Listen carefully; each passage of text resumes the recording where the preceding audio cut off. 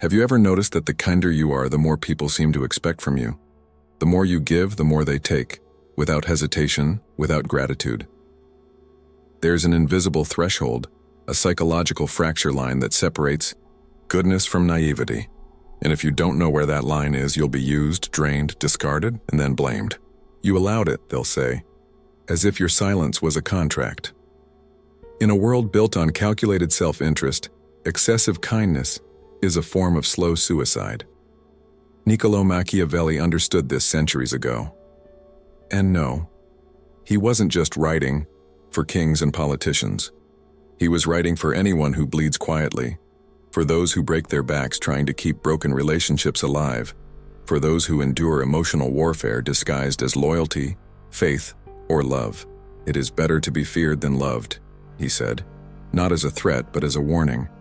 Not about cruelty, but about clarity, about protecting your soul before it's scattered across the feet of those who never deserved it. Your mistake was thinking love meant abandoning yourself. That faith meant waiting in silence. That humility meant shrinking to fit. That being good meant being weak. But the world does not pause for the gentle. It tramples those who whisper. It disrespects those who don't draw lines. And one day, even the people you sacrifice for will walk away. Because deep down, no one respects a person without boundaries. Carl Jung once said, "A harmless man is not a good man. A good man is a very dangerous man who has that under voluntary control." True goodness requires power. It is not the behavior of the fragile, it is the choice of the powerful. It's not good when you say yes because you're scared of being left behind. It's not noble when you forgive because you're afraid of confrontation. That's not love. That's fear in disguise. And the price of that fear? Your soul, your light, yourself. There comes a moment when a kind heart turns into a heavy burden. A heart that doesn't know how to say enough begins to slowly die. You smile, but you're bleeding inside. You give, but you're running on empty.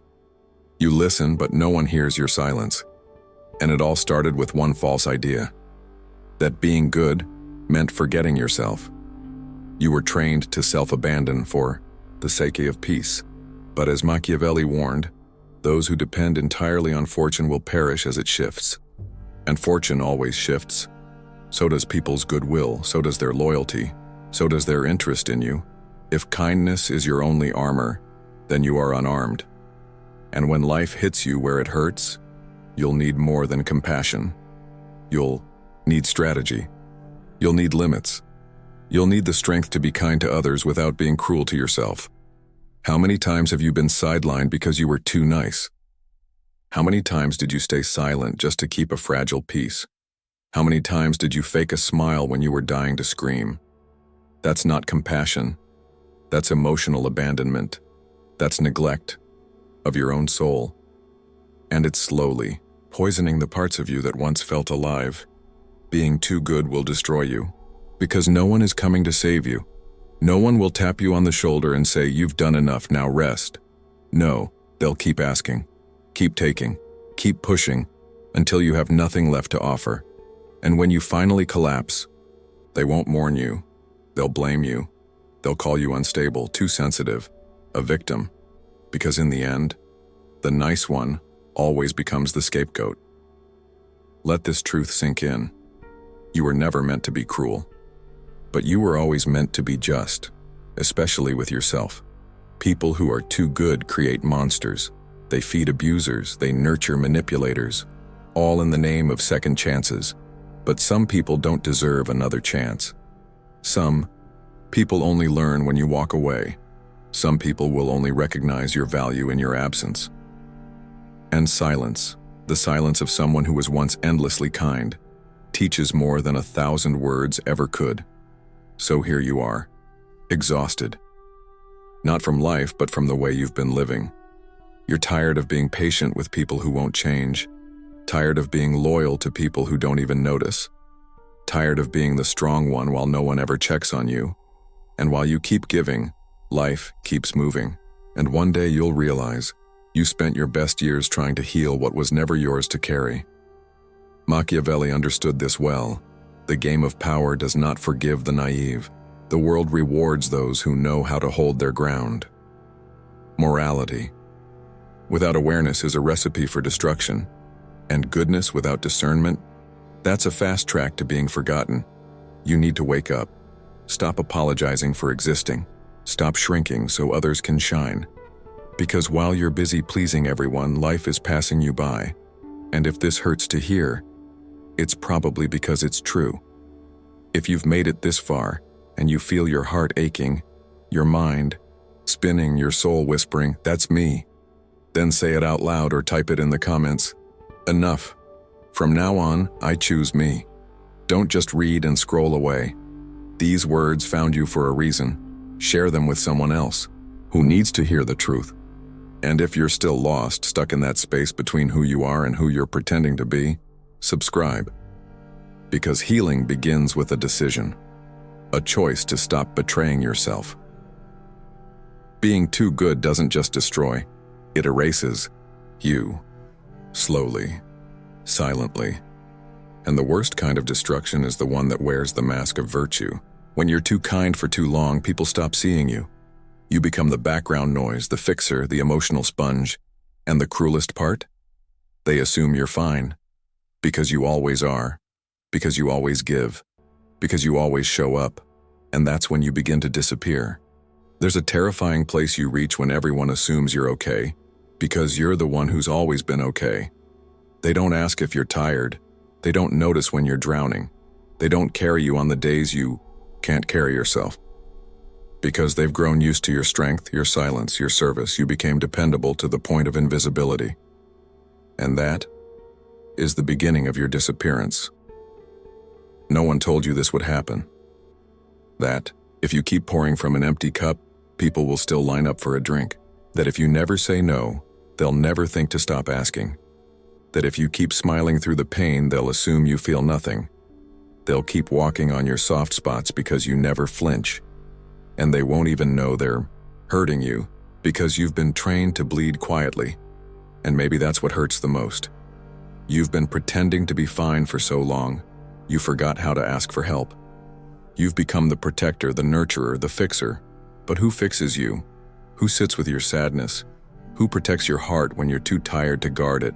The truth is, no one. Because you've made it look easy.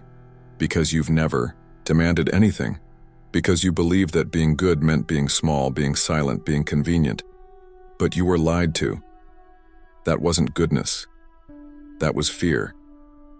Fear of being rejected if you stopped pleasing. Fear of being abandoned if you stopped giving. Fear of being unloved if you dared to take up space. And that fear wore the mask of virtue, of loyalty, of love. But behind it was a soul screaming to be seen. Carl Jung once said, "What you resist not only persists but will grow in size." The pain you bury doesn't die, it grows. It grows in the silent nights, in the fake smiles, in the moments you swallow your truth to keep someone else comfortable. It grows into bitterness, into numbness, into a quiet rage that eats away at the best parts of you. And that's where many kind souls get lost. Not because they weren't strong enough, but because they were never taught that kindness must have boundaries, that love must begin with self-respect, that silence is not always noble, it can be self-betrayal. And here's the most dangerous part. The world doesn't stop you. In fact, it rewards your destruction. It claps for your sacrifice. It calls you selfless. It admires your resilience. While you crumble inside, while your soul dries out, while your fire dies quietly, under the weight of everyone else's needs. But listen to this truth. You are not here to be a doormat for broken people. You are not here to be a bandage for someone else's wounds while yours remain open. You are not here to be applauded for your silence while you suffer. You are here to live, to rise, to be whole. Even Jesus, the ultimate symbol of love and sacrifice, flipped tables in the temple when sacred things were being desecrated. He raised his voice. He drew the line. He said, "Enough." And he was never afraid of being misunderstood.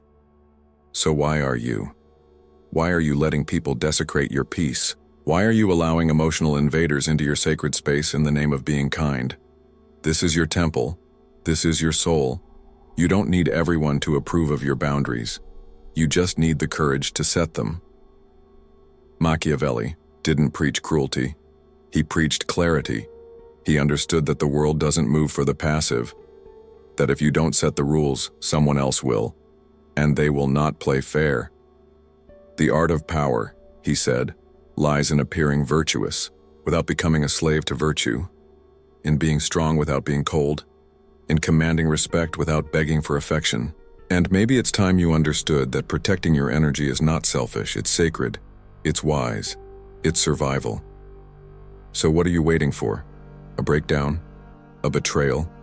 A collapse that finally forces you to stop? Or are you already breaking and just pretending you're not? Because that's the scariest form of self-destruction. The silent kind. The kind that looks like kindness. The kind that looks like generosity. The kind that looks like love, but it's not. It's fear. It's exhaustion. It's the desperate hope that if you're good enough, they'll finally love you back. But that day never comes, because the people who only love you when you're selfless don't love you. They love what you do for them. They love the version of you that serves their comfort, and the longer you stay in that role, the more you forget who you are. There comes a moment when the good heart must become a wise heart, and wisdom demands separation.